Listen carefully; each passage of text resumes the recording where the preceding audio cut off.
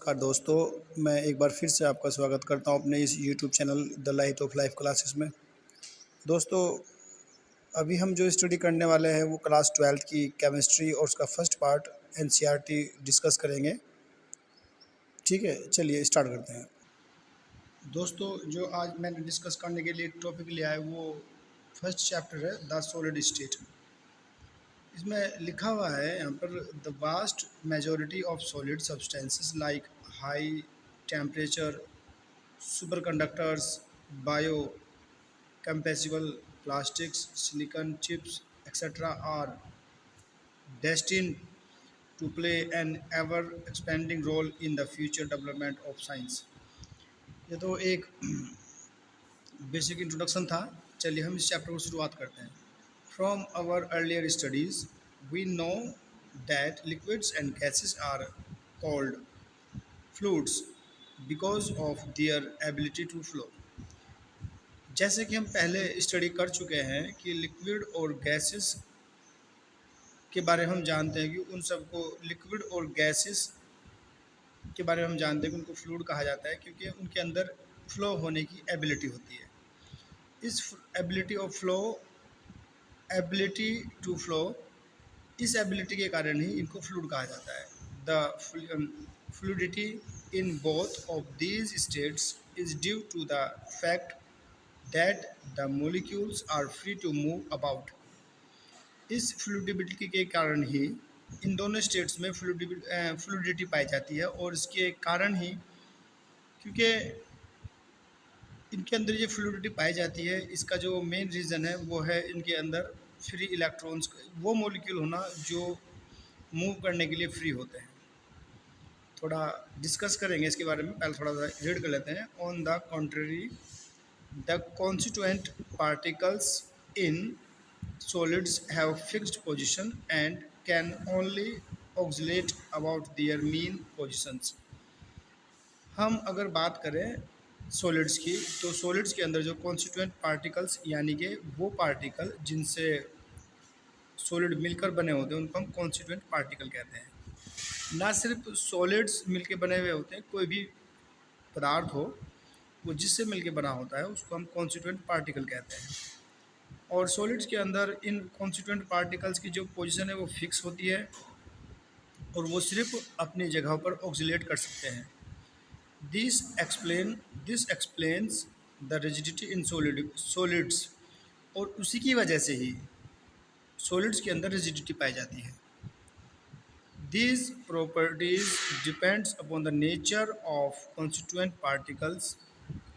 मतलब रिजिडिटी की जो प्रॉपर्टी हुई ये डिपेंड करती है उसके अंदर मौजूद कॉन्स्टिट्यूएंट पार्टिकल्स की नेचर के ऊपर, and the binding forces operating between them.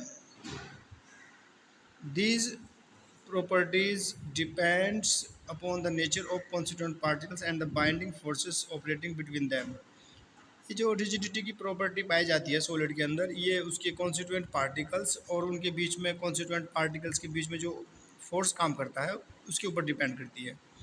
इसमें लिखा हुआ है the correlation between structure and properties helps in the discovery of new solids material with desired properties.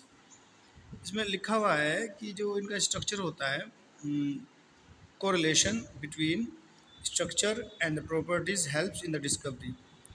जो इनकी स्ट्रक्चर और प्रॉपर्टीज़ होती है वो हमें नए सॉलिड मटेरियल्स की डिस्कवरी करने में हेल्प करती है। फॉर एग्जांपल के तौर पर देख लेते हैं। Carbon nanotubes are new material that's have potential to provide material that are tougher than steels. Carbon nanotubes एक वो न्यू मटेरियल है और इसमें लिखा हुआ है कि ये टफ़र है, मतलब ये टफ़ होता है, किससे? स्टील से भी ज़्यादा टफ़ है। लाइटर दैन एलुमिनियम, और एलुमिनियम से ज़्यादा लाइट है। And have more conductivity property than copper, और कॉपर से ज़्यादा इसके अंदर कंडक्टिविटी प्रॉपर्टी पाई जाती है। सच मटेरियल्स में play an expanding role in the future development of science.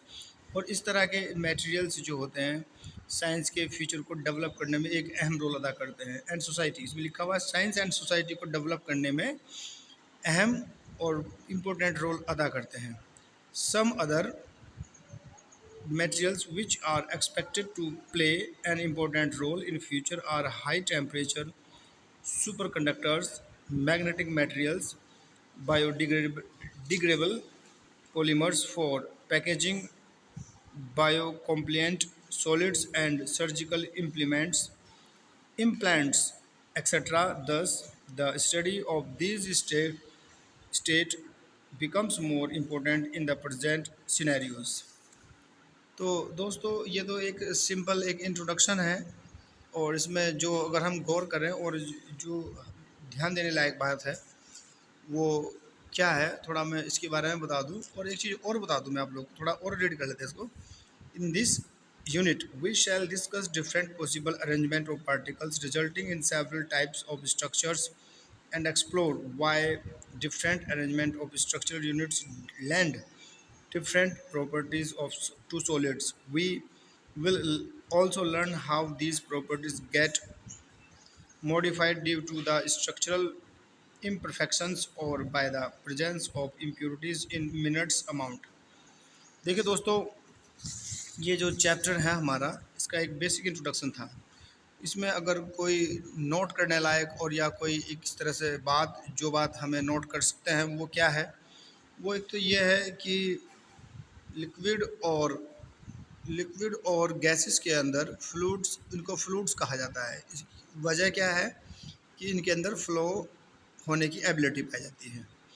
Solids के अंदर ये प्रॉपर्टी नहीं पाई जाती है। इसके कारण ये है क्योंकि उसके अंदर जो फ्री इलेक्ट्रॉन्स या फ्री मॉलिक्यूल्स होते हैं वो मूव नहीं कर सकते, वो अपनी जगह पर ही सिर्फ ऑक्सीलेट कर सकते हैं, और इसी वजह से कोई सॉलिड रिजिड होता है।